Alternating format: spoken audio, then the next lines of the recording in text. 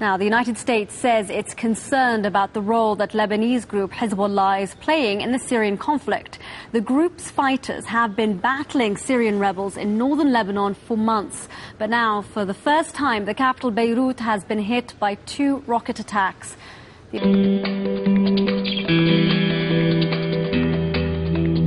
Lebanon state news agency says a rocket has been fired from the south of the country towards Israel.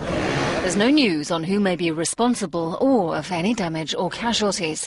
It comes after 2 rockets hit a Hezbollah area of southern Beirut. 4 people were injured. The Israeli military says people in the northern town of Metula claim to have heard an explosion.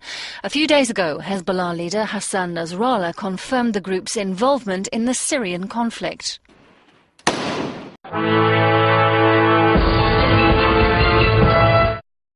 4 people were injured by these rocket attacks. 2 rockets landed on the southern suburbs of Beirut, a district called Shia. The southern suburbs is the headquarters of Hezbollah in Lebanon. It's the southern part of Beirut, which is very heavily controlled by Hezbollah. So this was very clearly an attack that was aimed at Hezbollah and in protest, if you like, at this speech that was given last night by Sayyid Hassan Nasrallah, the leader of Hezbollah. Now, we understand that the target, or what was hit, was a car dealership, and 4 Syrian labourers were sleeping inside it, and they were injured. The attack was about 7 a.m. this morning. Now, Hassan Nasrallah's speech does seem to have been explosive. It's already provoked an angry reaction. He very explicitly, for the first time, confirmed his group's large-scale action in Syria, particularly in the area of Al-Qusayr, which is just across the border from Lebanon.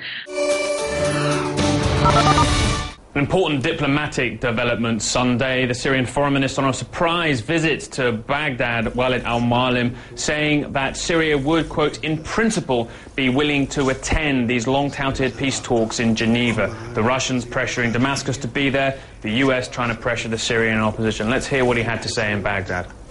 I informed the Iraqi Prime Minister of Syria's decision that the government agreed in principle to send an official delegation to the Geneva Peace Conference that will take place in June.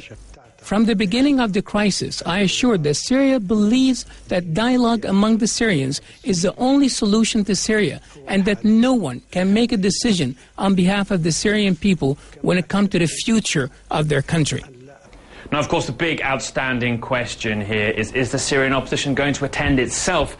The US would like to see them there. They're currently in Istanbul discussing whether attending would be in their interest. And, of course, a failure to do so will leave them open to accusations of not being willing to find a political solution here. But the clock really is ticking towards this Geneva talks, potentially next month in June. Many concern the US will, if it doesn't see an open political transition here, be left with little choice but to bolster its assistance towards Syrian rebels.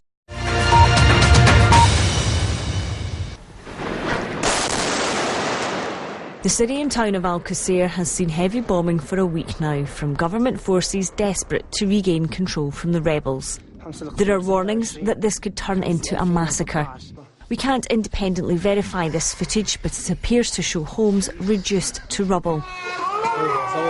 Both the EU and the UN urgently want to end the violence here, but the way to achieve that has divided opinion in Europe.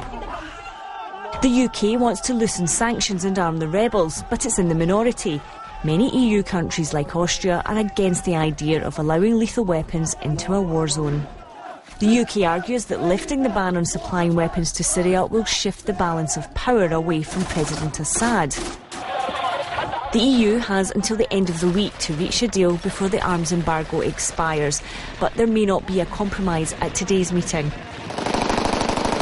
There are also fears that this conflict is spilling into neighbouring countries like Lebanon, where tensions over Syria have already erupted into violence between Sunni and Shiite Muslim communities.